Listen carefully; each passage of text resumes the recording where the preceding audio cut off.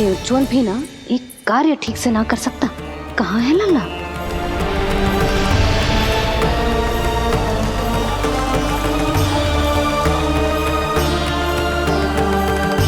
नारायणी नमोस्तुते। प्रार्थना संपन्न हुई। रानी जी, रानी जी कहाँ चली गई?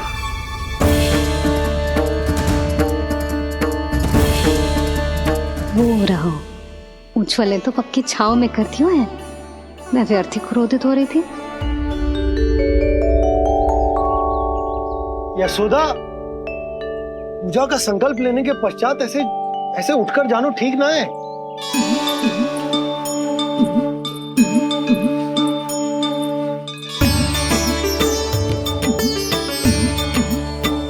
यशोदा, स्मरण है ना जे जन नक्षत्र पूजा हम हमारे लल्ला के हित के लिए कर रहे हैं। ओम सहनावतु सहनो भुनक्तु सह वीर्येण करवावहै तेजस्विनावधीतमस्तु मा विद्विषावहै। ओम भद्रं कर्णेभिः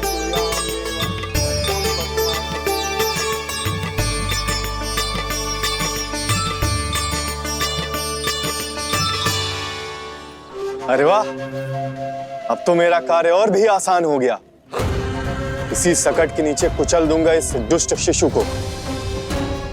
महाराज कंस को उनके जीवन का सबसे शुभ समाचार दूंगा मैं। मेरी आशा है महाराज कि इस बार भी आपकी आशाओं पे कहीं हिमपात ना हो जाए। उत्कच अपना कार्य अवश्य करेगा अस्ति, बल्कि अब तक तो कर भी चुका होगा। बस अब कुछ ही क्षण में शुभ समय।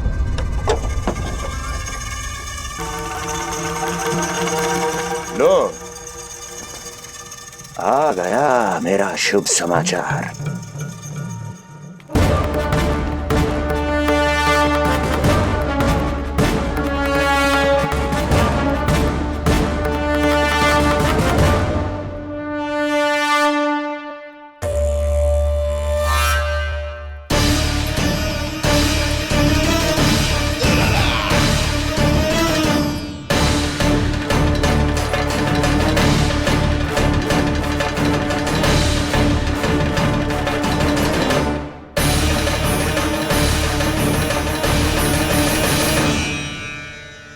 शुभ समाचार की प्रतीक्षा कर रहे थे आप, पर आया कौन? अपशगुन। देवकी, वसुदेव, तुम दोनों यहाँ कैसे? मथुरा नरेश, हम दोनों आपके पास एक विनती लेकर आए।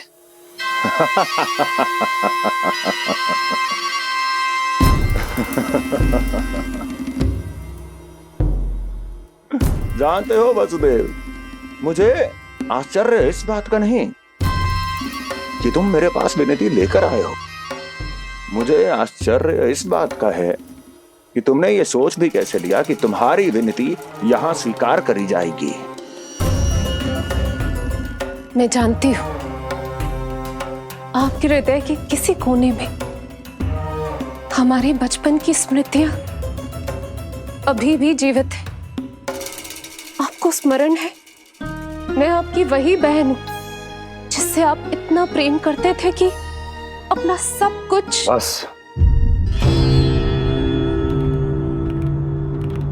सीधा सीधा बोल, क्या चाहिए तुझे? अधिक कुछ नहीं महाराज, हम दोनों एक बार गर्ग ऋषि के दर्शन करना चाहते हैं। महल से बाहर जाना चाहते हैं ये महाराज। इन्हें इतनी छूट देने की आवश्यकता नहीं है। पर आपको यह सुनकर अच्छा नहीं लगेगा महाराज कि आपकी बहन और आपका बहनोई आपसे कुछ छुपा रहे हैं। मेरे दुखों का भार मेरे सहन शक्ति से अधिक हो गया था, इसलिए बहुत साहस बटोर कर आई हूं। अपनी छोटी बहन की इस छोटी सी विनती को अस्वीकार मत कीजिए भैया।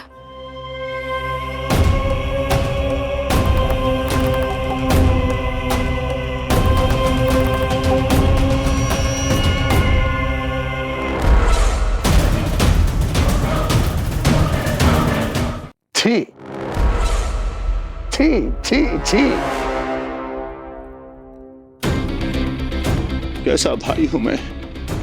मेरी बहन और मेरा बहनोई सामने खड़े हैं और मैं एक अभिमानी सम्राट की तरह इस सिंहासन पर बैठा हूं। छी। नहीं नहीं, ऐसे हाथ जोड़कर मुझे लज्जित ना करें। अरे हाथ तो मुझे जोड़ने चाहिए आप दोनों के सामने। ए देवकी, क्या तेरा भाई इतना निर्दयी है क्या? अरे तेरी एक छोटी सी इच्छा भी स्वीकार नहीं करूंगा क्या? क्या चाहती है? गर्ग ऋषि के आश्रम जाना है तो जा। कुंवर जी, आप तनिक भी चिंता मत कीजिए। कंस अपने परिवार की इच्छा पूरी नहीं करेगा तो किसकी करेगा? आप बस यात्रा की तैयारी कीजिए। आपकी यात्रा का प्रबंध शीघ्र ही हो जाएगा। धन्यवाद मथुरा नरेश। बहुत बहुत धन्यवाद भैया। ठहरिए।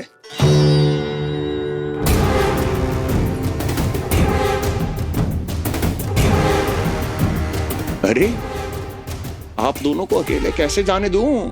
चिंता रहती है मुझे। 10 दिशाओं में शत्रु हैं मेरे। कहीं कुछ अनहोनी घटित हो गई तो? कुंवर जी, आप एक काम कीजिए, आप दुर्जन को साथ ले जाइए।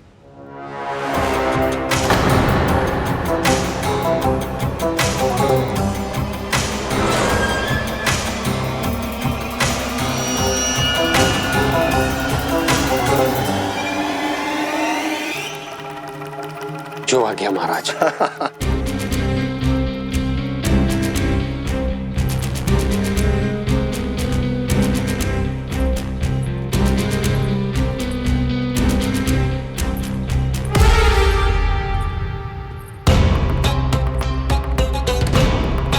आपने इन्हें जाने की आज्ञा क्यों दी स्वामी?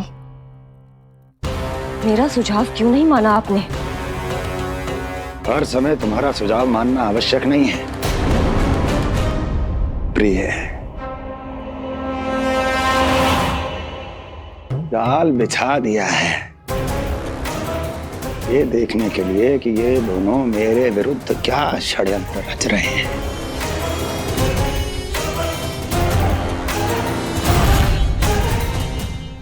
पूतना और सूक्ष्म बुद्धि की तरह मैं तेरे जाल में नहीं फंसूंगा विष्णु अवतार। उन्होंने तेरे सामने आने की भूल की थी, पर मैं तुझे दिखाई नहीं दूंगा। अदृश्य रूप में ही तेरा वध करूंगा।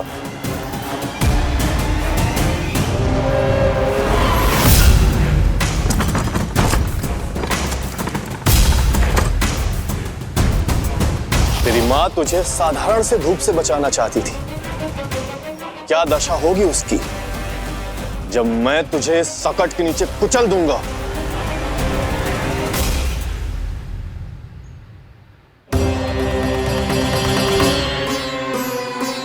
जाने ये पूजा कब समाप्त होगी? कहीं उठ तो ना गया होगा मेरा लल्ला। मुझे उसे देखना है। पर जो पंडित जी है कि अब देख कैसे इस शकट के भार के नीचे दब जाता है तेरा कोमल तन। यशोदा, पूजा समाप्त होने वाली, आरती को समय हो रहा है। अल्लाह सुरक्षित है, चिंता ना करो। कितना नन्हा सा है तू, फिर भी तूने महाराज कंस की रातों की नींद, सुख चैन सब छीन लिया। अब मैं तुझसे तेरे प्राण छीनूंगा। तैयार हो जा।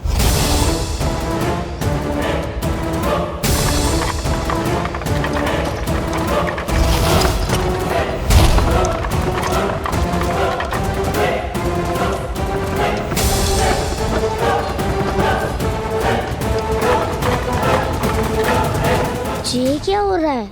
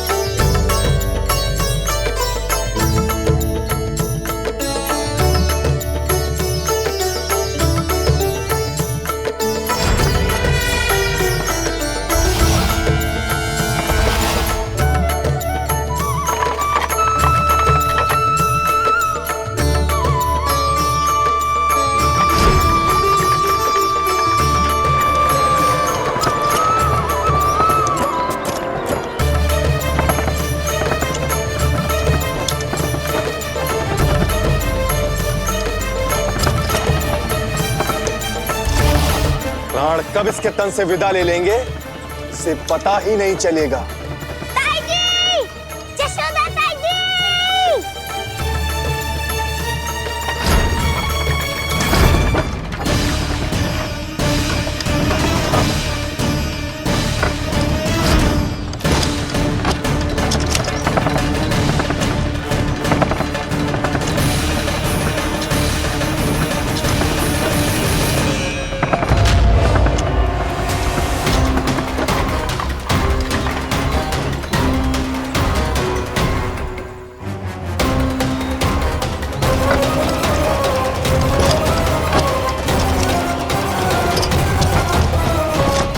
निद्रा देवी, समय हो गया है।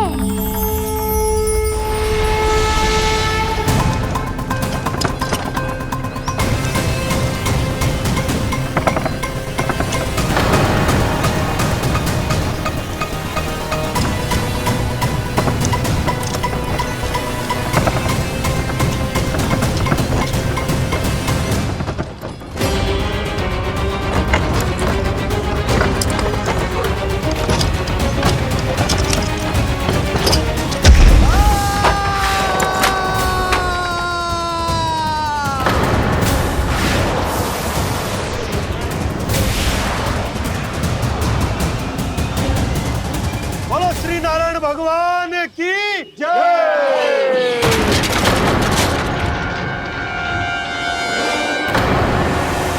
यशोदा ताई जी, जल्दी आओ।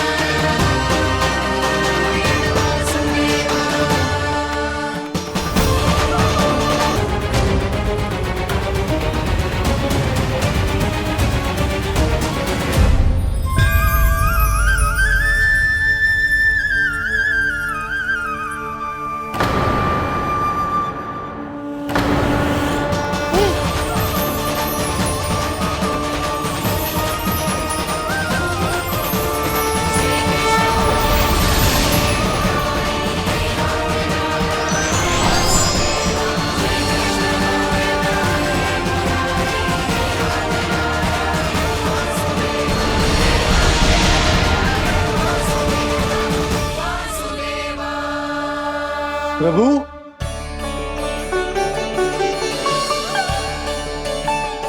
प्रभु, मैंने आपके अवतार को हानि पहुंचाने का प्रयास किया, फिर भी आपने मुझे दर्शन दिया। देने ही पड़े। तुम्हें मेरे चरणों का स्पर्श जो मिल गया, तुम्हें आश्चर्य हो रहा होगा। एक साधारण से स्पर्श से तुम्हें वो मिला जो बड़े से बड़े ऋषियों को भी कठिन से कठिन तपस्या के बाद भी नहीं मिलता। इसका उत्तर तुम्हारे अतीत में छुपा है। दैत्य हिरण्याक्ष के पुत्र के रूप में तुम्हारा जन्म हुआ था। शीघ्र ही तुम बहुत अधिक विशाल और असीम बलशाली हो गए थे, पर तुम अपनी शक्ति का प्रयोग अनुचित ढंग से करते थे।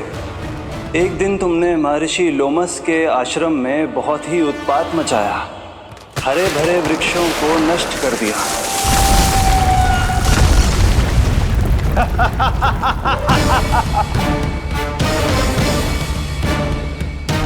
देख क्या रहे हो ऋषिवर?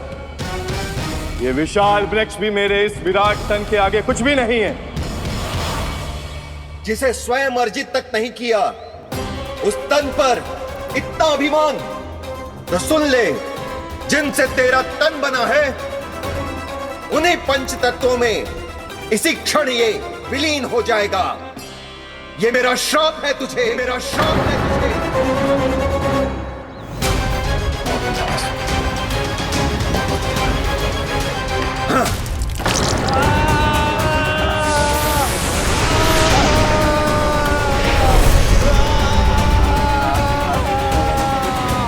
पर तभी तुम्हें अपनी भूल का आभास हुआ और ऋषि लोमस से तुमने क्षमा याचना की। क्षमा करे ऋषिवर, क्षमा कर, मैं मूर्ख, अभिमानी हूँ, अज्ञानी हूँ, परंतु आप तो दया के सागर है। कृपा करे ऋषिवर, कृपा करे। बिना तन के मैं कैसे जीवित रह पाऊंगा? तुम जीवित भी रहोगे और अपने दैनिक कार्यों का संचालन भी कर पाओगे, किंतु सजीव प्राणियों या निर्जीव वस्तुओं की सहायता से। ऐसा जीवन तो मृत्यु के समान है ऋषिवर। इससे अच्छा है आप मुझे जीवन से मुक्ति दे दो। मुक्ति भी अवश्य मिलेगी तुम्हें, पर जब तुम परम प्रभु श्री हरि नारायण के चरणों का स्पर्श करोगे, चरणों का स्पर्श करोगे। और यही नहीं शक्तासुर, कल जब तुम मुझे खोज नहीं पा रहे थे तब भी तुमने हार नहीं मानी। 7 प्रहर तक 7 बार मेरी और मेरे गोकुल की परिक्रमा की। इस क्रम में तुमने अनजाने में ही अपना पश्चाताप पूरा किया और पुण्य अर्जित कर लिया। इसलिए मैं तुम्हें मोक्ष प्रदान करता हूं। इसलिए मैं तुम्हें मोक्ष प्रदान करता हूं।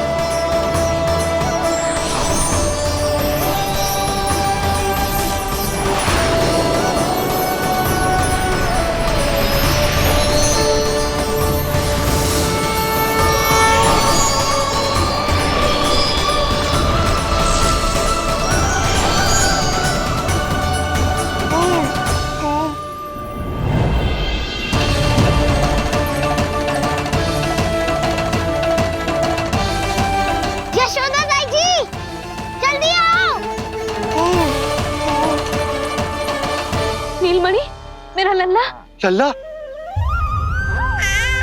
तुझे कुछ हुआ तो ना है ना? तुम ठीक तो है ना?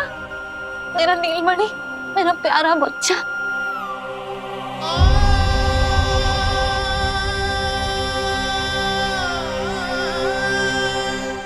भोला, बंसी, ये सब क्या है?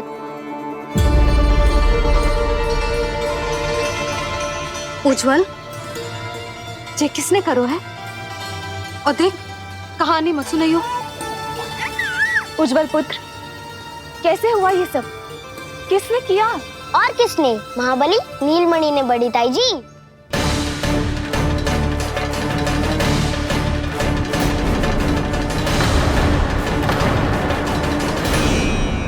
जी क्या बोल रहे हो? सच्ची सच्ची बता। लो, फिर फंस गया उज्जवल। मैं सच्ची कह रहा हूँ। अचानक तीव्र वेग से वायु चली।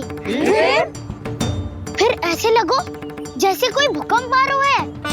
और फिर जब मैंने देखा तो ये सकट अपने आप हिल रही थी, खड़खड़ खड़खड़ खड़खड़ खड़खड़।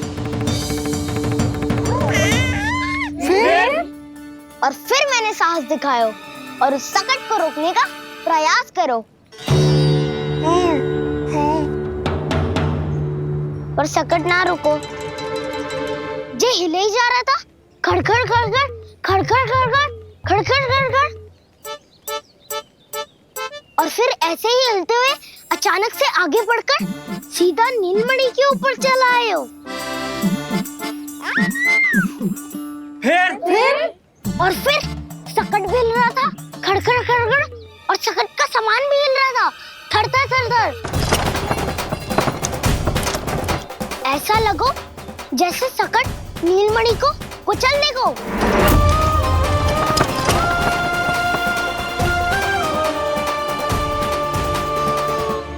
पर तभी जे जाग गए हो। इसने खींचकर अपने पांव का प्रहार करो और चीख गया सकट आकाश पे।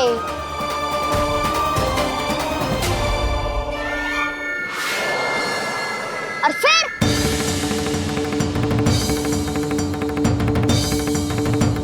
धड़ाम,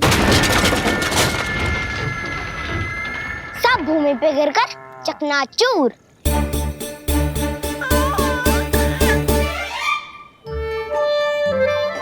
मैं सच्ची कह रहा हूँ ताई जी, नीलमणि के पैर का स्पर्श होते ही वो सकट ऐसे वायु में उड़ी जैसे कोई फूल। अच्छा, और जो तेरे हाथ में ये माखन है, ये भी अपने आप उड़ के आ गया होगा ना? हाँ, मैं सच्ची कह रहा हूँ। सदा बड़पोलापन, ये अच्छी बात ना है लल्ला, सत्य बता। मैया मैं सत्य बोल रहा हूँ। ये सकट अपने आप ही आयो था और नीलमणि के प्रहार करते ही दूर जा गिरो। अरे ये बड़बोले से पूछने से अच्छा है कि हमें स्वयं विचार करना चाहिए कि ये सकट टूटा कैसे। हाँ नंदराज, हाँ हम भी आरती के लिए भीतर चले गए थे। हाँ। अरे आप सब मेरा विश्वास क्यों ना कर रहे हो? नीलमणि के प्रहार से ही उज्जवल, सकट बहुत पुराना था, भैया ढीला होकर खुल गया होगा। यशोदा, अनेक कारण हो सकते हैं, चिंता करने की कोई आवश्यकता ना है। मैं चिंता क्यों करने लगी भला? मेरे नीलमणि के गले में रक्षा वाला कंठक पहले से ही है, और हम ये सब पूजा पाठ इतने विधि विधान से इसी के लिए तो कर रहे हैं, है ना पंडित जी? हाँ रानी जी। तो बस फिर मेरे लल्ला को कछु क्यों होने लगो? और आप सब स्वयं ही देख लो ना, जे इतना बड़ा संकट टूट के बिखर गया है, किंतु मेरे लल्ला को एक खरोच भी ना आई। इसका अर्थ तो यही है ना कि हम जो भी कर रहे हैं सही कर रहे हैं। मुझे चिंता करने की कछु आवश्यकता ही ना है। चलो सब भीतर चलते हैं। हाँ हाँ, लल्ला को भूख भी लगी आई होगी। चल।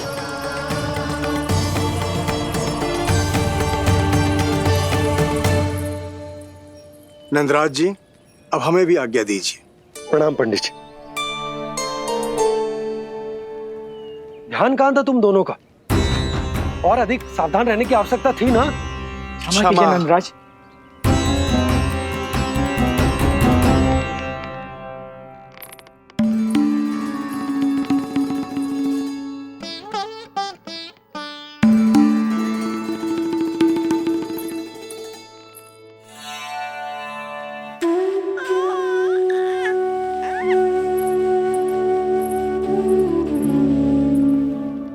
यशोदा, क्या हुआ?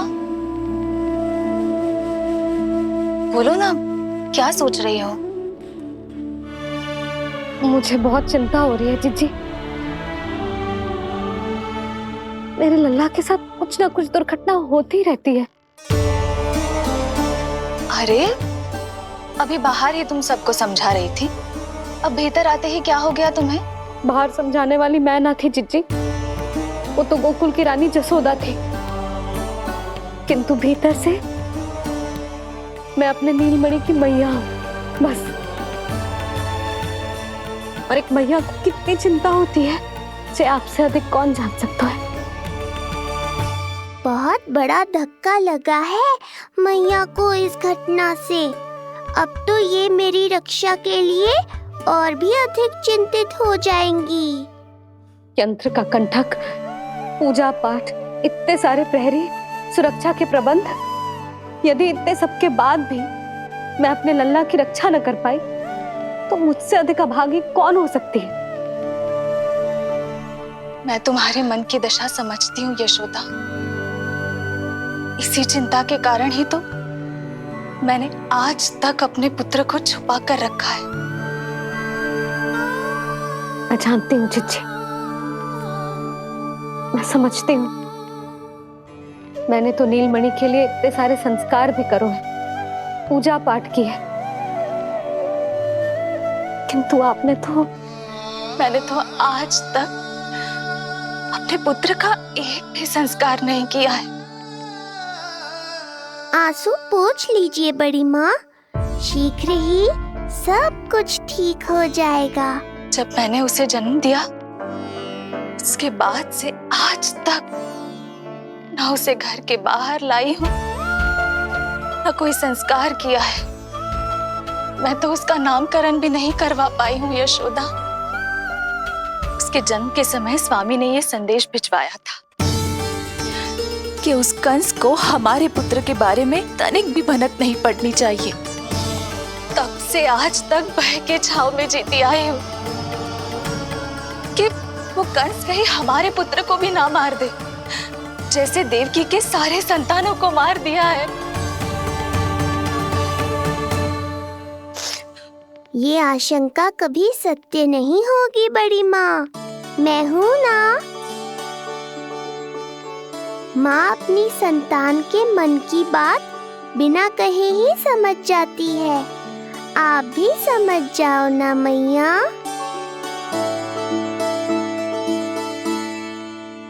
जीजी, हमें रोना ना चाहिए। हमें देख के लल्ला भी रो रहा है।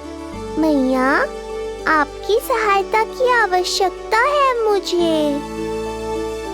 मुझे ऐसे क्यों लग रहा है जैसे लल्ला मुझसे कुछ कहना चाह रहा है। दाऊ को हम सबसे दूर कब तक रखेंगे बड़ी माँ? ये सोच रहे होगा कि अब तक आपने इसके दाऊ को छुपा के क्यों रखो है। मैं उनसे मिलना चाहता हूँ मैया। चिच्ची, कितना मन करता होगा ना इसका अपने दाऊ से मिलने का। और आपके लल्ला का भी तो मन करता होगा ना कि अपने छोटे भाई को मिले। कितनी बातें करते हैं हम दोनों की इनके सामने। हाँ यशोदा, मैं भी अपने पुत्र को नीलमणि के बारे में सब कुछ बताती हूँ। तो बस फिर हमें साथ साथ रखिए ना। मेरा आधा हिस्सा है वो, उनके बिना मैं अधूरा हूँ मैया। ये दोनों भाई एक दूसरे के बिना अधूरे हैं जीजी। हमें इन दोनों को साथ ही रखना चाहिए। आप ही सोचो, यदि नीलमणि की रक्षा होगी तो आपका लल्ला भी तो सुरक्षित रहेगा। तुम सच कह रही हो यशोदा। हमें इन दोनों को मिलाना चाहिए और साथ में ही रखना चाहिए, सुरक्षित। तब तो शीघ्र ही पंडित जी को बुलाकर हमें शुभ मुहूर्त निकलवाना चाहिए। शुभ मुहूर्त? हाँ, शुभ मुहूर्त। दोनों भाइयों के मिलन के साथ साथ उनका नामकरण संस्कार भी करवा देते। अब अपने दाऊ से मिलूंगा मैं।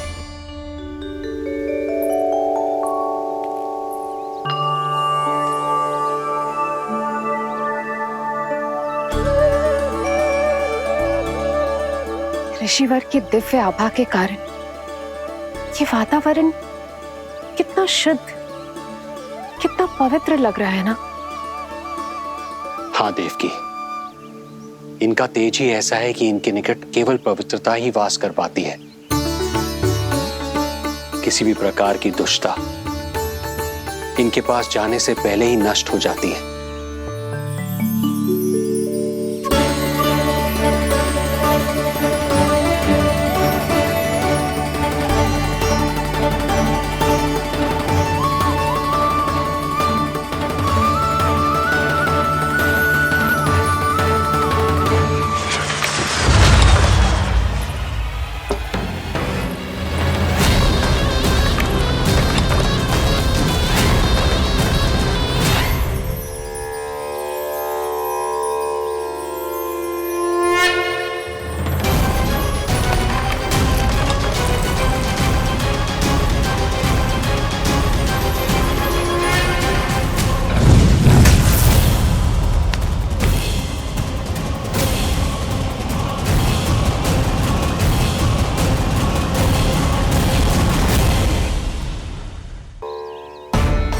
इनका तेज ही ऐसा है कि इनके निकट केवल पवित्रता ही वास कर पाती है।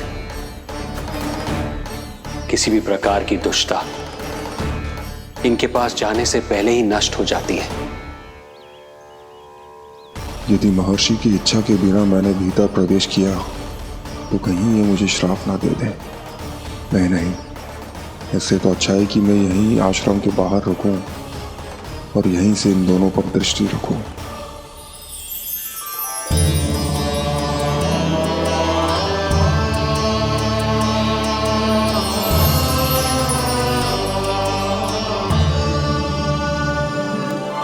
आपके आने का आभास हो गया था राजन।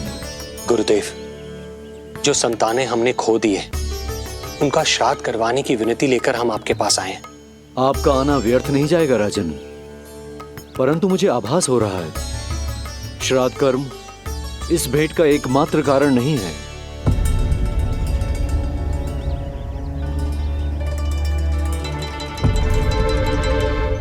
आपको उसकी या कंस की चिंता करने की कोई आवश्यकता नहीं है। निश्चिंत होकर बताइए कि आपकी इच्छा क्या है।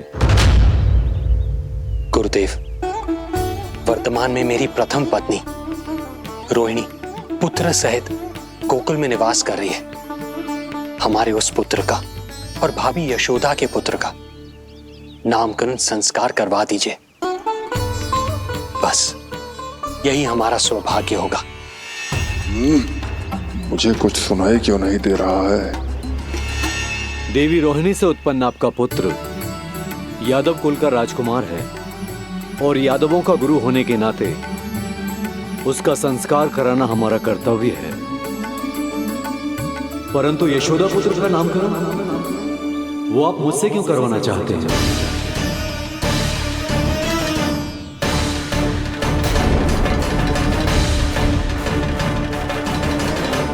गुरुदेव, सत्य ये है कि रुक क्यों गई रानी देवकी? आपके मन में जो कुछ है कहिए। ये कैसी दुविधा में फंस गया मैं। यदि मैंने गुरुदेव को यशोदा पुत्र का सत्य बताया तो कंस को भी पता चल जाएगा, और यदि नहीं बताया तो कहीं ऐसा ना हो कि ऋषिवर ही बुरा मान जाए। लगता है आप दोनों की दुविधा मेरे अनुमान से भी बहुत बड़ी है। अपनी या अपने पुत्र की कुंडली लाए हैं राजन? जी गुरुदेव, अपनी कुंडली है मेरे पास। देवकी,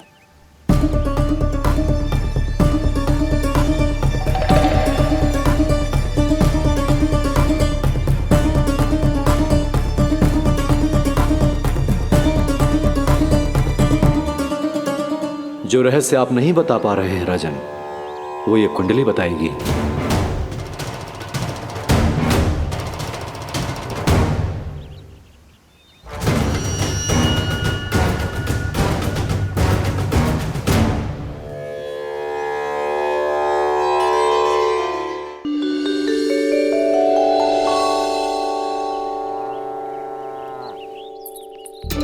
लल्ला, बता कैसी है जगदा? मैया को हो क्या गया है आज? देख, सही सही बताइयो।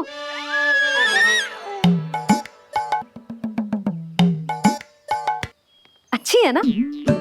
पसंद आएगी ना उसे? हाँ? या फिर जे मोर पंख वाला मुकुट दे दूं?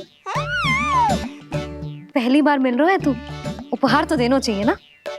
पर बड़े तो वो है ना मैया, उपहार तो वो देंगे मुझे।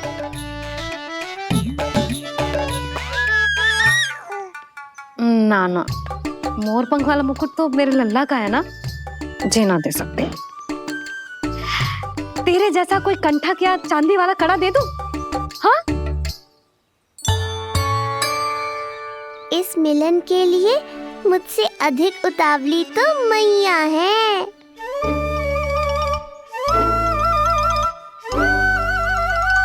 अच्छा, जे उपहार छोड़,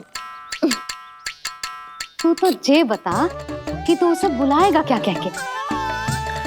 अन्य सभी के जैसे बड़े भैया या गांव वालों के जैसे दद्दा बुलाएगो, या फिर बड़े नगरों में जैसे बुलाते हैं ज्येष्ठ भ्राता बुलाएगो, या फिर प्रेम से बुलाएगो दाऊ बुलाएगो ना?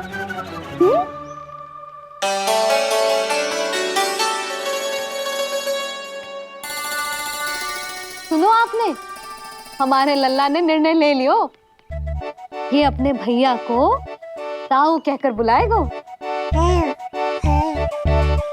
अरे वाह, लल्ला ने बोलना भले ही ना सीखो, परंतु तुम्हें बता दियो। और नहीं तो क्या, लल्ला कुछ कहे ना कहे माँ तो समझ जाती है ना लल्ला?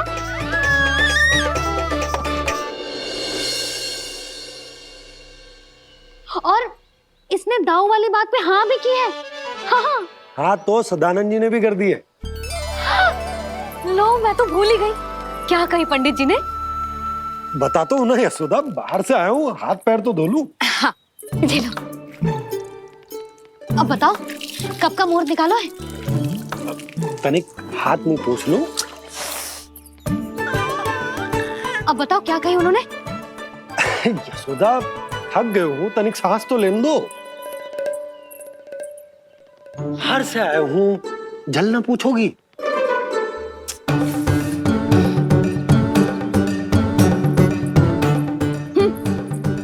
अब बता दो जी।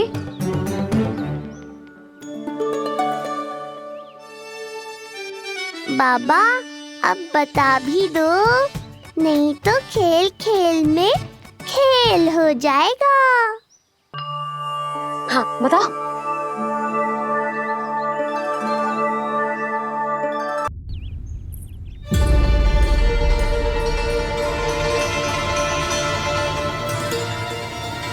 हो क्या रहा है वहां? ये क्या दिया है राजकुमारी ने?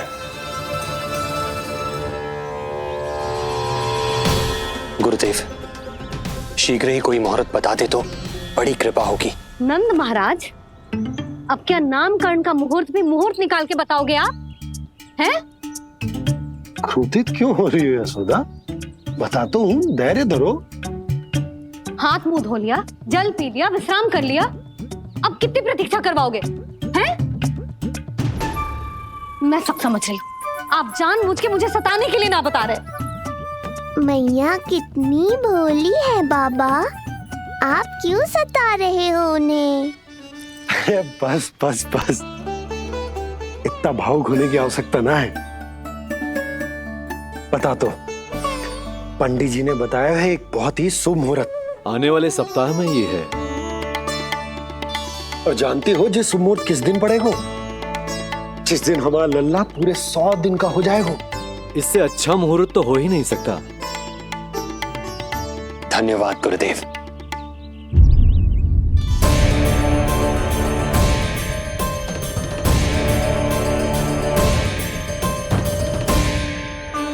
क्या हुआ गुरुदेव? कुछ समस्या है क्या? जो सत्य सारे संसार को पता है और जो संकेत ये कुंडली दे रही है, दोनों में विरोधाभास है राजन।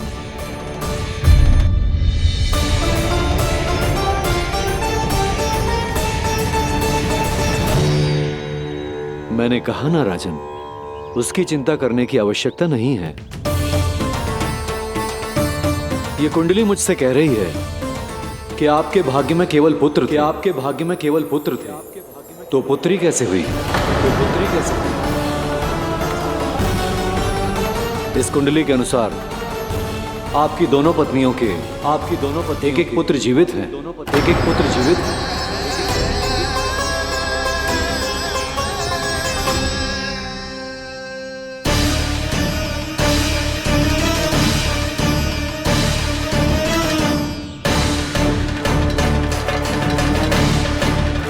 देवकी, गुरुदेव मैं कुछ कैसे? कहने की आवश्यकता नहीं है राजन, मैं जानता हूं मेरे प्रश्नों के उत्तर कहां मिलेंगे। अरे कौन से प्रश्न और कैसे उत्तर? किस बारे में बात कर रहे हैं? ये लोग जो भी बात कर रहे हैं वो मुझे सुनाई क्यों नहीं दी? सही समय की प्रतीक्षा कीजिए राजन, आपके दोनों कार्य पूर्ण होंगे।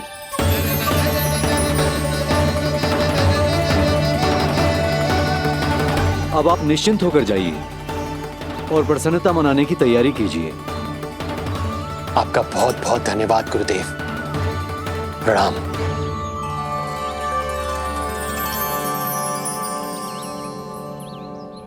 सच्ची?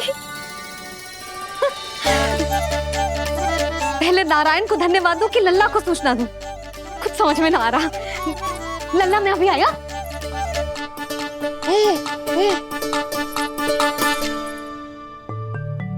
आपका बहुत बहुत धन्यवाद नारायण। अब शीघ्र ही मेरे लल्ला और उसके दाऊ को उनके नाम मिल जाएंगे, वो नाम जिससे वे पूरे संसार में पहचाने जाएंगे। अब लल्ला का बताती हूँ। लल्ला, तू जैसे ही 100 दिवस का हो जाएगा, तेरा और तेरे दाऊ का नामकरण हो जाएगा। हाँ हाँ, किंतु आपने तो बताओ ही ना, हम इन दोनों को मिलवा कब सकते हैं? क्या देख रहे हो, बताओ तो। यशोदा, पंडित जी ने कही कि दोनों भाइयों को मिलवाने के लिए कोई मुहूर्त की आवश्यकता ना है, तो हम चाहें तो इन्हें आज भी मिलवा सकते हैं। लल्ला सुनो तूने, तू आज ही अपने दाऊ से मिल सकता है। मैं अभी सारी तैयारियां करती हूँ। भव्य मिलन होगा गोकुल में, भव्य मिलन। कुंडली के अनुसार इन दोनों के 8 पुत्रों में से 2 जीवित बचे हैं। पहला तो रोहिणी पुत्र है, पर दूसरा कौन है? और वो कन्या कौन थी जिसे कंस ने मारा था?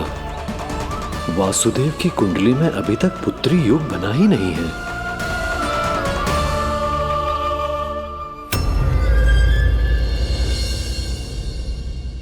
तू मुझको क्या मारेगा?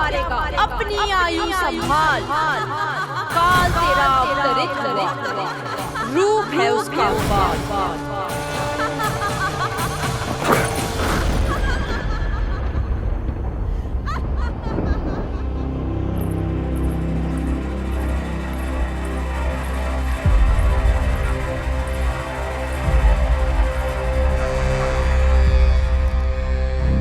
आधी रात को इस तरह से उठकर बैठे हुए हैं आप स्वामी। मैं ये तो नहीं जानती कि किस बुरे स्वप्न ने आपकी नींद छीन ली है, परंतु इतना अवश्य जानती हूं कि जो सूचना ये गुप्तचर लेकर आया है, इसे सुनकर आप रात भर सो नहीं पाएंगे।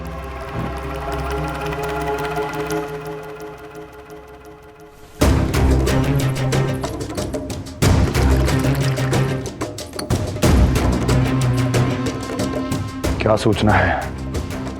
महाराज,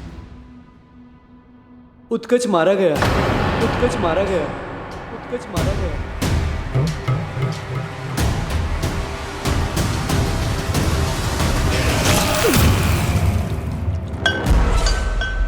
सूद वूद खो गए हो क्या अपनी? जो दिखता ही नहीं उसे मारा कैसे जा सकता है? इसने स्वयं देखा था महाराज। जिस शकट में समाकर शक्तासुर उस बालक को कुचलने वाला था, आपके शत्रु ने उसी शकट को चकनाचूर कर दिया।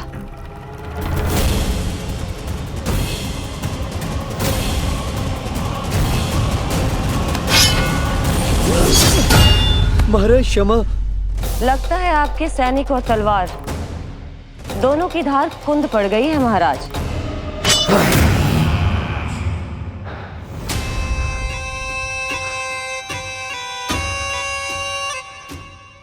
इस तलवार की धार पर अब तभी विश्वास दृढ़ होगा जब ये उस बालक के रक्त से स्नान कर लेगी।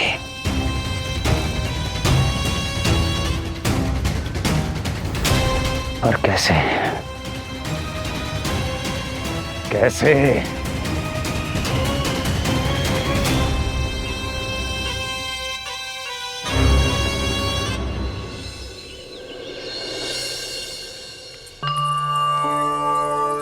कैसी लगी तुझे दाऊ से मिलने की तैयारी? बहुत अच्छी है मैया, पर उससे भी अच्छी है वो प्रसन्नता जो इस मिलन के उत्साह में मुझे आपकी आंखों में दिख रही है।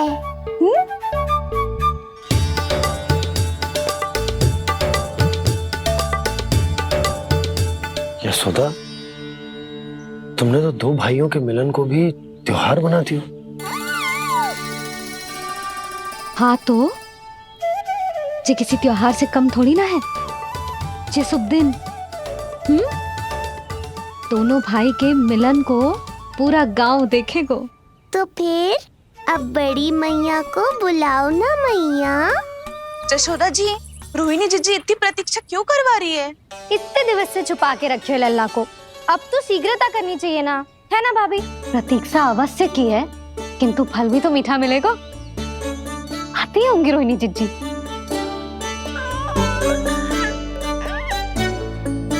जीजी, कहीं उन्होंने अपना विचार तो ना बदल दियो?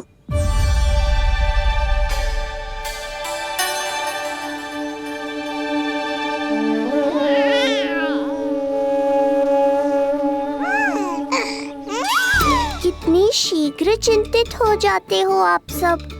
देखो आ रहे हैं वो। लाल छुपा रखने को विवश थी नियति की सताई, भूल के भय माज प्रभु की जग सम्मुख है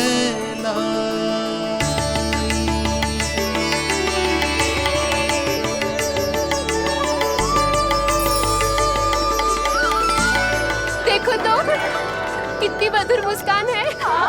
और आंखें कैसी गंभीर और गहरी है। अरे अरे, ये तो हमारी नीलमणि की तरह सुंदर भी है। सही कह रही है तू, और कितना प्यारा भी है। और कितना पलसानी भी लग रहा है ये, है ना? तो देखो इसके। हाँ बिल्कुल, लाल लाल टमाटर की तरह। देखो तो दाऊ आए नहीं कि ये सब की सब मुझे भूल ही गई। अरे हटो सामने से, मुझे भी तो देखने दो।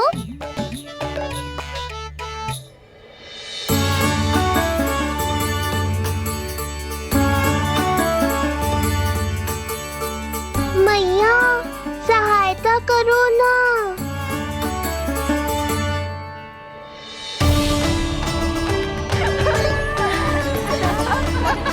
चलो हटो सब, हटो हटो हटो, हटो सामने से। चलो दोनों भाइयों को एक दूसरे से मिलने तो दो।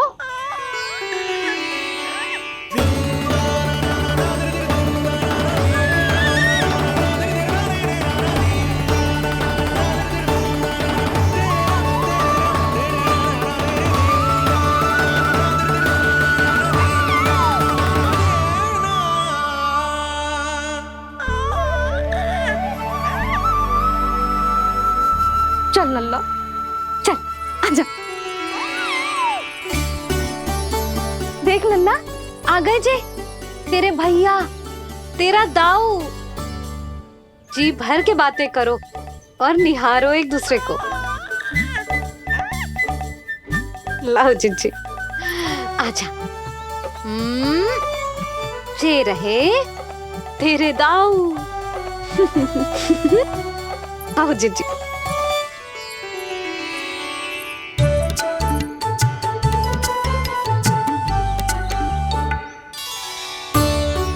स्वागत है दाऊ। कितनी प्रतीक्षा के बाद अब जाकर आपसे भेंट हुई है।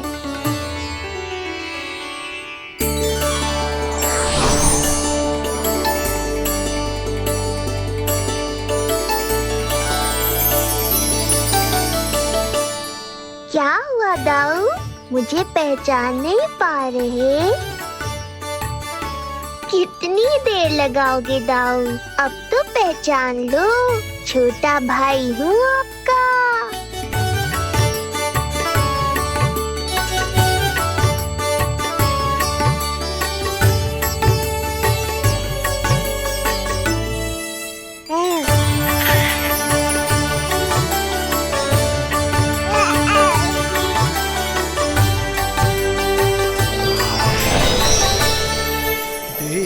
प्रभु को भक्त शेष की आंखें है भर आई, भावुक हरि भी निहारे की अब मिलन की बेलाई।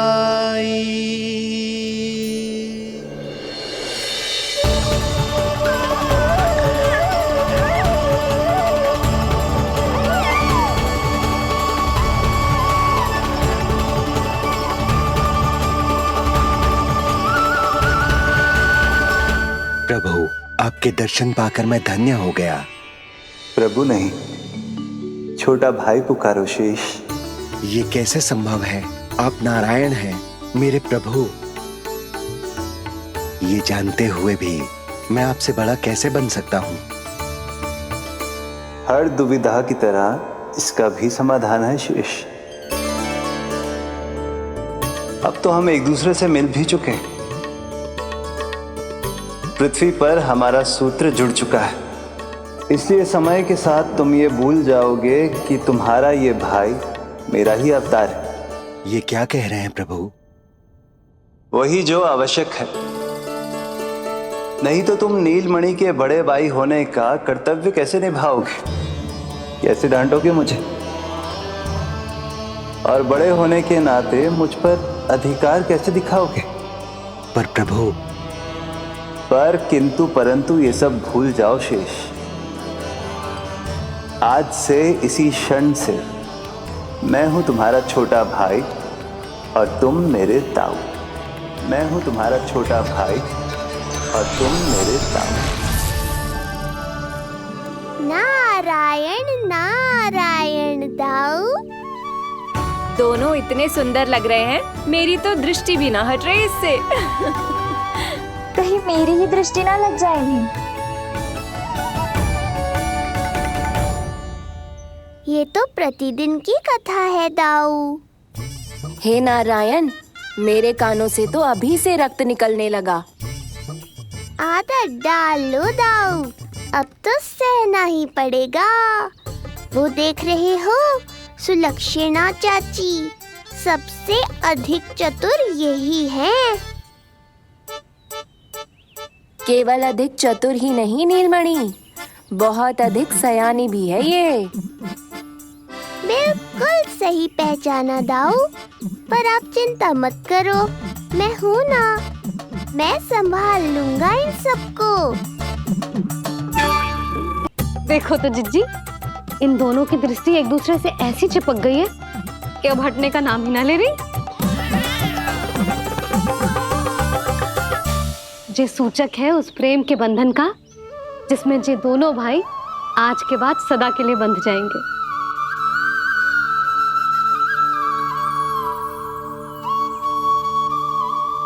मुझसे भूल हो गई यशोदा, मैंने इन दोनों को पहले ही मिलवा देना चाहिए था।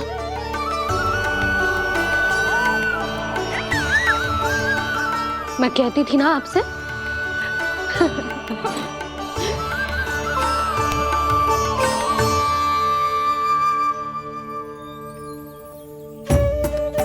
आई मैं।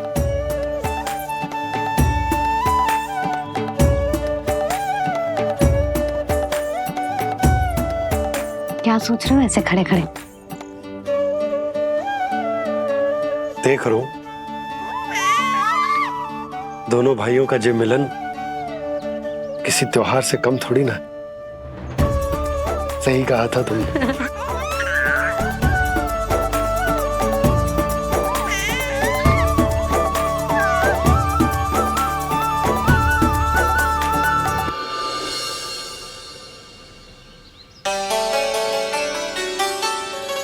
सुना ना तूने जो गोपिया क्या कह रही थी कि नीलमणि का दाऊ कितना बलशाली है? इसका तो यही अर्थ हुआ ना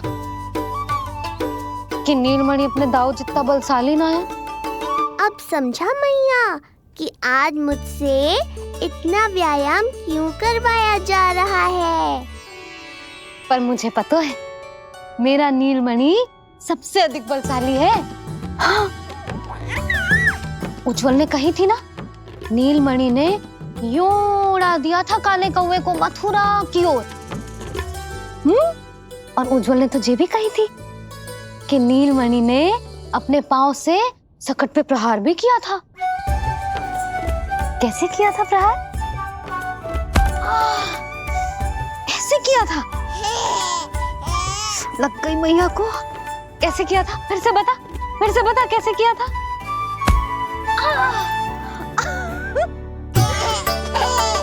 मेरे लल्ला में कितना बल है, मैया को ही धकेल दियो पीछे।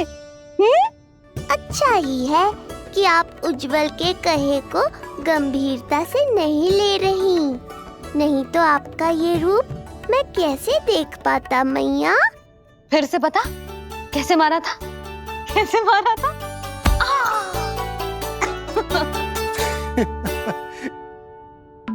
लल्ला तू बड़े के जैसे कब से हंसने लगो?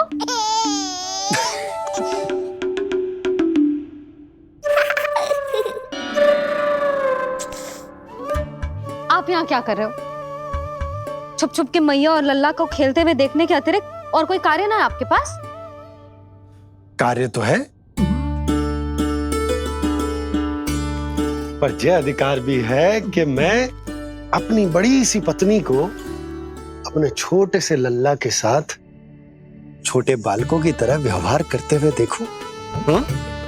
अब देख लियो ना, अब जाओ अपना कार्य करो। कार्य तो कर लूंगा, परंतु मेरा पेट मुझसे कह रहा है कि इसे भूख लगी। भूख लग गई? भोजन का समय होगा। अभी लगाती हूँ भोजन।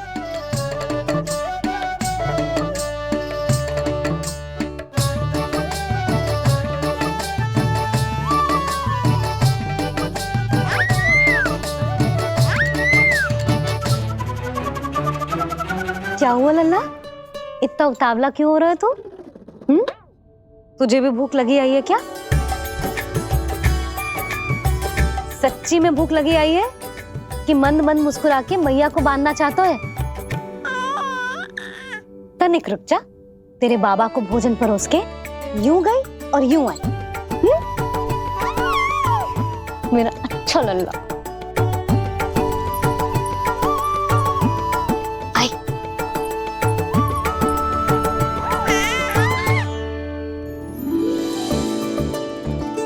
आज केवल रोटी है खाने में? ना, दाल है ना, तरकारी भी है, दही है, लड्डू भी है। तो दाल ले आओ। अभी लाई है।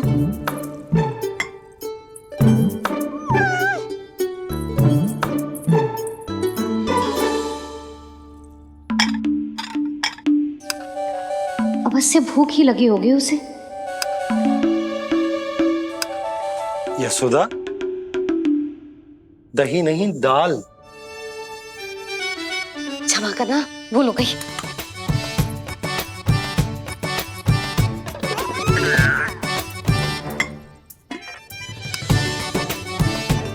यशोदा, दाल दाल।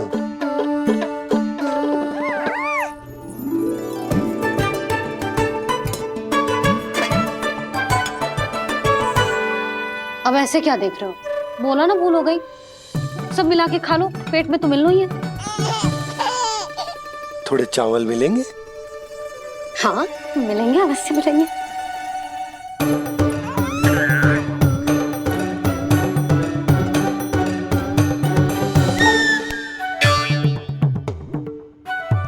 लड्डू नहीं, चावल।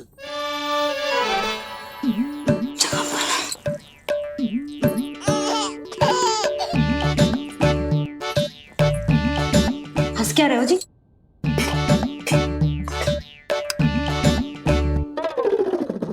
आज व्यायाम भी बहुत कस के करवाओ था मैंने, कहीं अधिक भूख तो ना लगी होगी।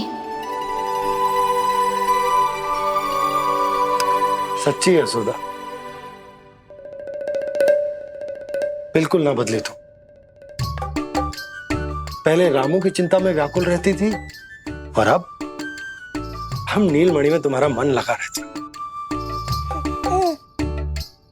हाँ तो लल्ला भूखा हो और मैया का मन व्याकुल भी ना हो, ऐसा हो सकता है भला? फिर तो दूध पिला दो ना उसको। जाऊं? शीघ्र जाओ। किंतु आप तो खा रहे हो ना पतिदेव। वही तो यशोदा, मैं खा रहा हूं, किंतु वो भूखो है। जाओ। ठीक है। यहाँ थे तो लल्ला की भूख के लिए चिंतित थे, अब वहां जाएगी तो पक्का मेरे भोजन के बारे में चिंता करेगी। कहीं आधी भूख में ना उठ जाए तेरे बाबा, उन्हें कुछ और चाहिए होगा तो? सही कहा था बाबा ने, वहाँ मेरी चिंता थी, यहाँ बाबा की चिंता है। सच्ची मैया, अनोखी हो आप। अरे इतने से पेट भर गया तेरा? ना, ये वाली मुस्कुराहट तो मत ही दिखा मुझे। इतनी शीघ्र तेरा पेट भर ही ना सकता। मैया जानती है अपने लल्ला की भूख।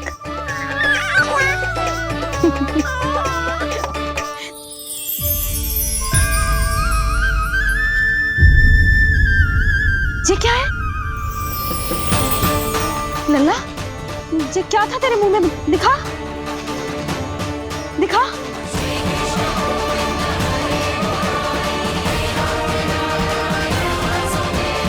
मैया को सब पता है, इतनी जल्दी तेरा पेट भर ही ना सकता।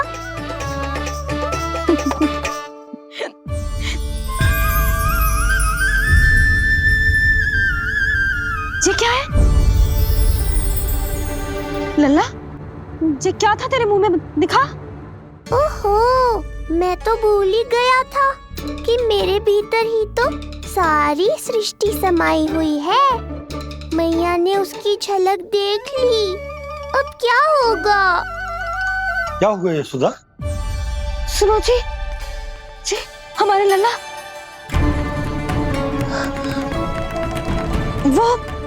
वो इसके मुंह में। क्या?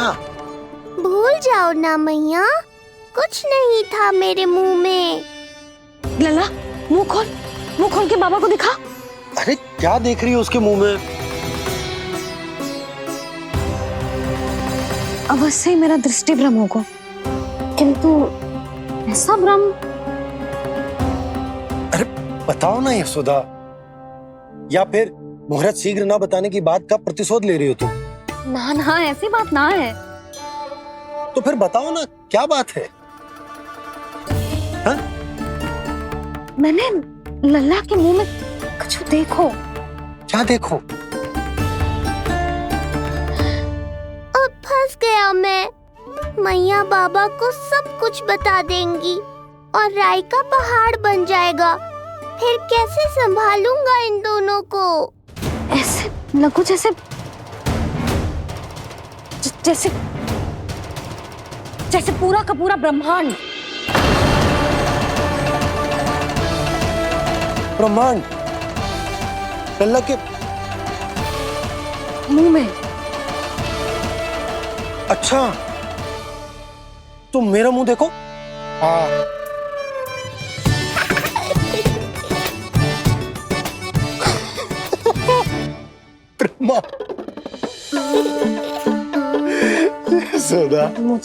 मुझे पता था आप मेरा उपहास उड़ाओगे। अरे नहीं, तुम देखो तो सही।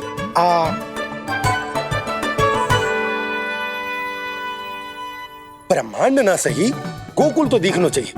अरे गोकुल को राजा हूं मैं, है कि ना? है? देखो, अरे देखो। धन्यवाद बाबा, आपने इस बात को गंभीरता से नहीं लिया, इसलिए अब मैया भी नहीं लेंगी। आज तो बचा लिया आपने। आज के बाद ना आपको कुछ बताऊंगी ही ना। आप जाओ, नामकरण उत्सव की तैयारी करो। और हाँ, इस बार भी उत्सव छोटा ही करना है, जो तो मत ही बोलना आप। हाँ। अब इसे कैसे समझाऊं कि हम कोई भी उत्सव बड़ा ना कर सकते? व्यर्थ ही कंस की दृष्टि पड़ जाएगी हम पर।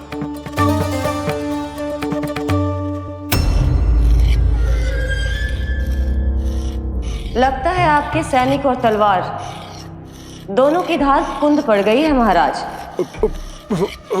महाराज, मुझे भय था कि कहीं ऋषि गर्ग मुझे श्राप ना दे दे।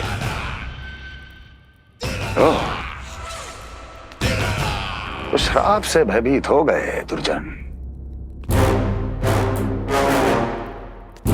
किंतु कंस तो कोई श्राप नहीं देता, सीधा मृत्यु देता है। ऐसा न करे महाराज, दया करे, दया निदान।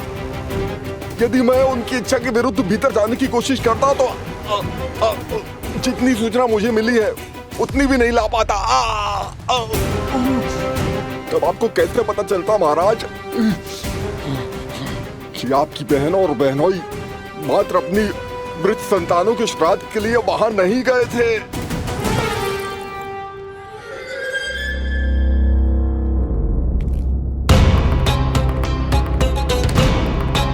आगे बोलो।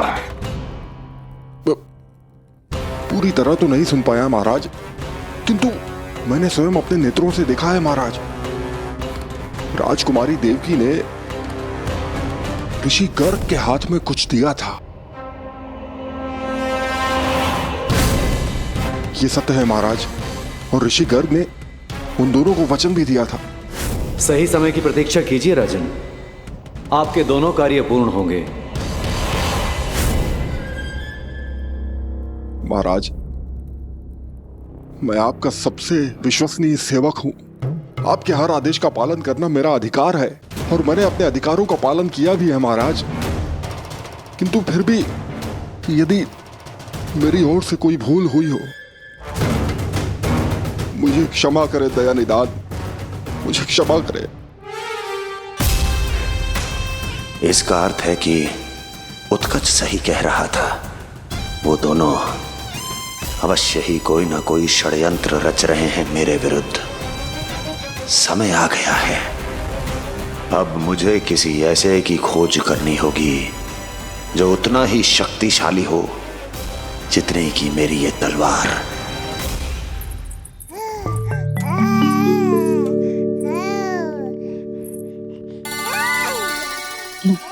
अभी से पुकारने लगो जी, अभी तो आई हूँ रसोई में।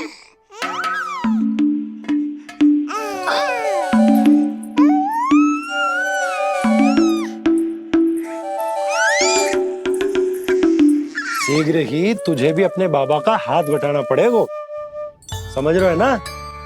बटाएगा ना हाथ? अभी जो 100 दिन का भी ना हो और जिस नन्हे से बालक को काम काज का भार सौंपने की बात करने लगे। काम का नाम सुनते ही मुख से स्वर ना निकल रहे तेरे। अभी तो बड़ा ऊ कर रहा था। बता, हाथ बटाएगो कि ना? अरे बता ना।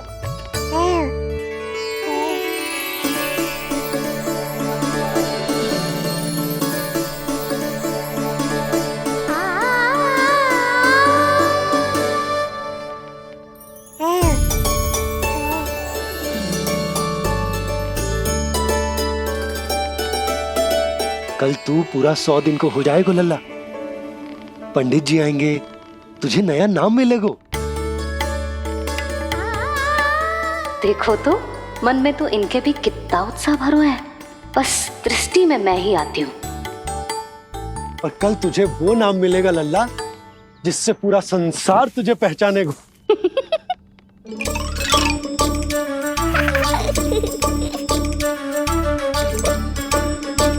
अब लल्ला, कितना कार्य शेष है और तूने मुझे बातों में लगा लियो। मुझे क्यों फंसा रहे हो बाबा? छुपाने की कोई आवश्यकता ना है। जितनी उत्साहित मैं हूँ उतने ही उत्साहित आप भी हो इसके नामकरण को लेके, पता है मुझे। लल्ला के नामकरण पे उसके बाबा उत्साहित ना होंगे? बिल्कुल होंगे, इसीलिए तो कह रही हूँ अपना उत्साह बांटो अपने लल्ला के साथ। मैं अभी आई। अच्छा, ऐसे तो तुम लल्ला को छोड़ के कहीं ना जाती। अभी कहाँ चली? रोहिणी जिज्जी के पास, और कहाँ? लल्ला और उसके दाव के नामकरण की तैयारी करनी है कि ना? कितने लोगों को आमंत्रित करना है, कितने प्रकार की मिठाइयां बनानी है, ढोल वाले को कितने बजे का समय देना है, ये सब सुनिश्चित करना है ना, ताकि जे उत्सव गोकुल का सबसे बड़ा उत्सव हो। अरे सूची देनी है जिज्जी को।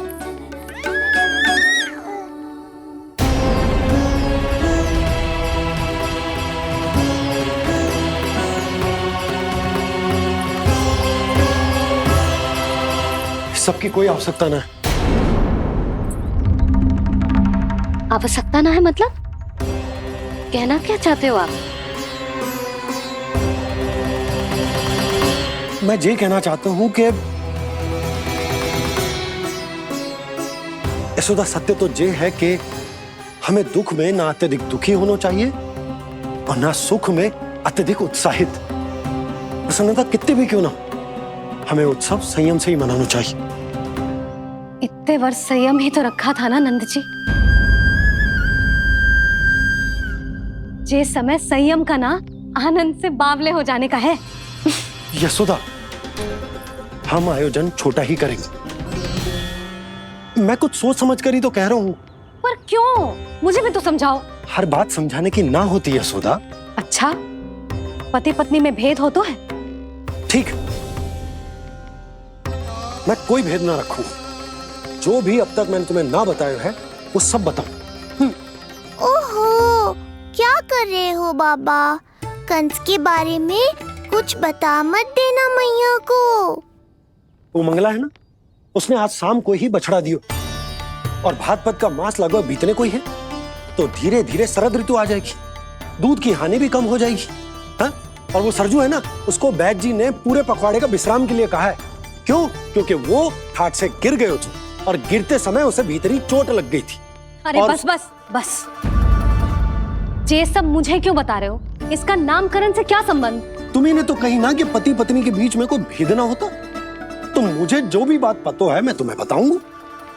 कितनी समझदारी से बात बदल देते हो आप, और भोली भाली मैं आपकी बातों में आ जाती हूँ और इस सब में असली बात तो रह ही जाती है।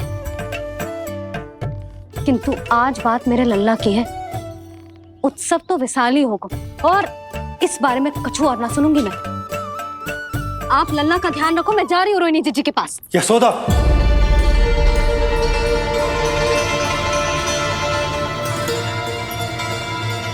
बात केवल सुनने की ना होती, उसे समझना भी पड़ता है।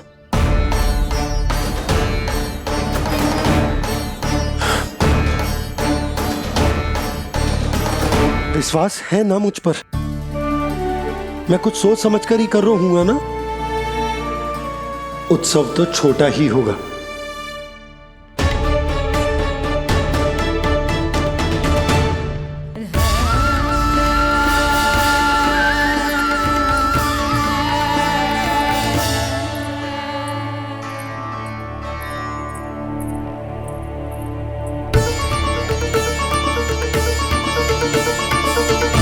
क्षमा करना लल्ला, तेरी मैया को डांटना पड़ गया।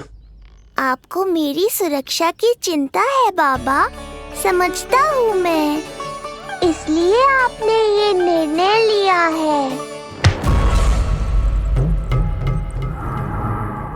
समझ में नहीं आता, कब कौन सा निर्णय क्यों लेते हैं आप? यदि कंस को समझना इतना आसान होता तो कंस नहीं होता। ये नया सिंहासन उसके लिए है जो मेरा विश्वास पात्र बनेगा। मेरे दाहिने हाथ की तरह मेरे मन के सबसे निकट होगा वो। मंत्री परिषद में विशेष स्थान की प्राप्ति होगी। मेरे बाद पूरे राज्य के लिए उसी का वचन होगा। शासन। किंतु ये अधिकार केवल उसे प्राप्त होगा जो मेरी परीक्षा में उत्तीर्ण होगा। मेरा सबसे महत्वपूर्ण कार्य करेगा वो। इसलिए जाओ, कह दो सभी बाहुबलियों को, महाबलियों को, दैत्यों को, दानवों को, प्रेतों को, पिशाचों को, सभी को ये सूचना दे दो ना ना ना ना, सूचना नहीं, चुनौती दो कि यदि साहस है तो आए, मेरी परीक्षा में उत्तीर्ण हो और इस सिंहासन पर बैठने का अधिकार प्राप्त कर ले। जाओ। और हां, ये अवश्य कहना कि केवल वही आए जिनके हृदय में साहस का ज्वालामुखी धधकता हो, जिनकी तलवारें पर्वतों का सीना चीरने को व्याकुल हो, जिनकी संकल्प शक्ति इतनी दृढ़ हो कि मृत्यु से टक्कर ले लें। कायर नहीं चाहिए मुझे। जाओ। महाराज, आप जिसे भी ये विशेष पद देंगे, भविष्य में यदि वही हमारे शीश पर बैठ गया तो क्या करेंगे आप? पहले ऐसा कोई योद्धा सामने तो आए अस्ति जो उस विष्णु के अवतार का संहार कर सके।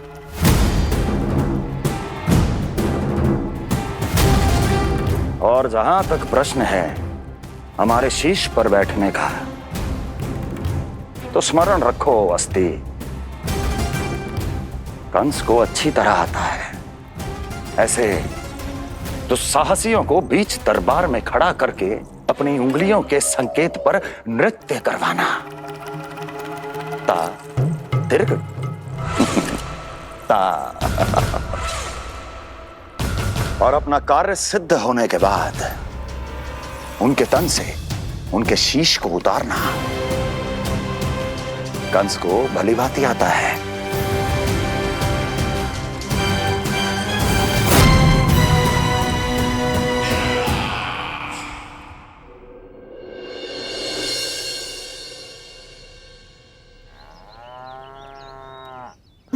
पूरे 100 दिन का होगा हुआ तो लल्ला, कम से कम 100 व्यक्ति तो आने चाहिए थे ना तेरे और तेरे दाऊ के नामकरण में।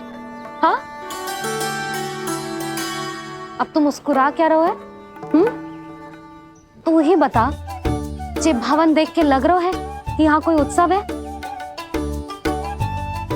बिना अतिथियों के कैसा उत्सव और कैसा आनंद, तू ही बता। पर मैं करूं भी तो क्या?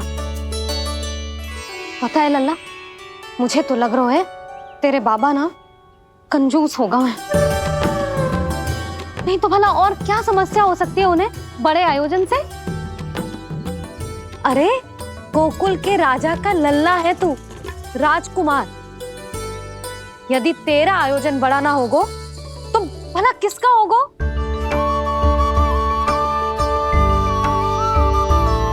मेरी भूल है, मैं भोली हूं, इसीलिए व्यर्थ में तेरे बाबा की बातों में आ गई। मैं भोली हूं ना, व्यर्थ में उनका कहा मान गई। किंतु अब ना मैं कोई मांग रखूंगी, ना मैं उनसे बात करूंगी। और कहे देती हूँ लल्ला, सावधान जो इस बार तू बीच में आया तो। हाँ नहीं तो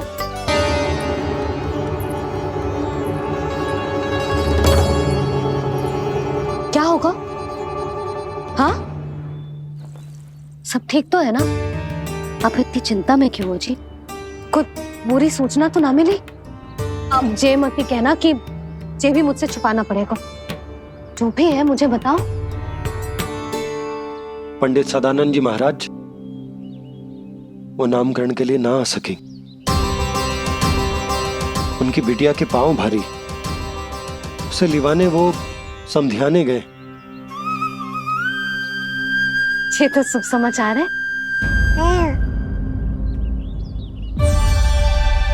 किंतु मेरे लल्ला का नामकरण अब वो सही मुहूर्त पे कैसे होगा? वही तो समझ ना आ रहा। ऐसे मन छोटा करने की आवश्यकता नहीं है मैया बाबा। आप दोनों तो स्वागत की तैयारी करो, आ रहे हैं वो।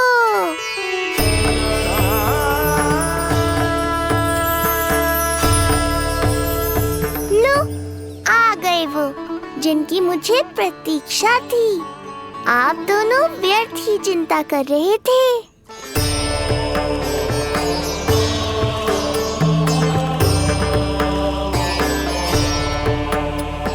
अब कौन करेगा मेरे लल्ला का नामकरण? ऋषि गर्ग, नंदराज, रानी भाभी, महान ऋषि गर्ग हमारे गांव में पधारे हैं।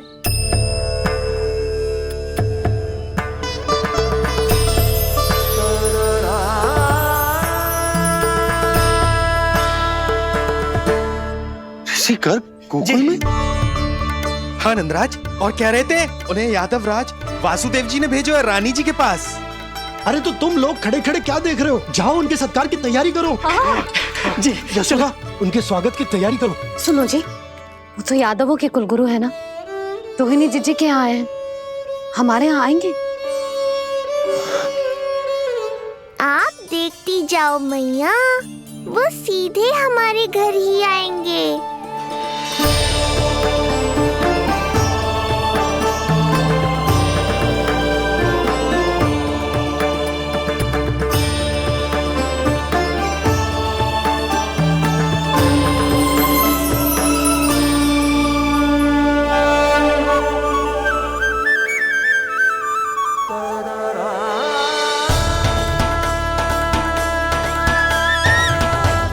ये क्या हो रहा है मुझे?